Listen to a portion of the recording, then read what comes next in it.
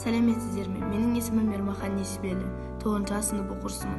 Мен Төле би ауданы Көксерек ауылында дүниеге келгенмін. Көп балалы отбасынанмын. Отбасы сыйластық, жарастық орнаған орта, кішкентай отан.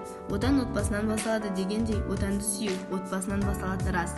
Жеке адамның бойындағы ар-ждан, адамгершілік қасиетін оятып, тұлға қылып тәрбиелейтін тәрбие ошағы отбасы. Отбасы шағын мемлекет. Сол мемлекеттің тірегі Асқар әкеміз.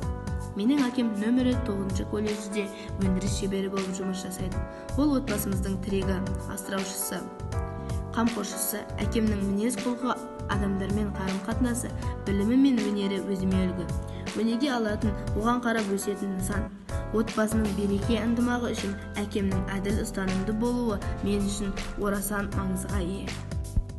Отбасымыздың ұйытқысы, қамқоршысы анам. Менің анам Абылаева Кәмшат, Жеңіс жалпы орта мектебінде қазақ тілі, қазақ әдебиеті пәнінен мұғалім. Анам әрқашан бізге ақылын айтып, кеңесін беріп отыратын. Анамның мейірімі жан-жағына шуағын төгеді.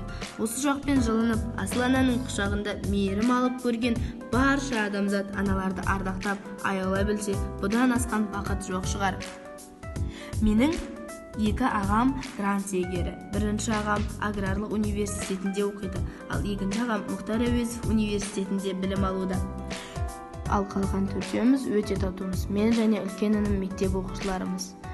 2 кіші тентегінілерім балабақшаға барады. Міне менің парасатты отбасым. Назарларыңызға рахмет.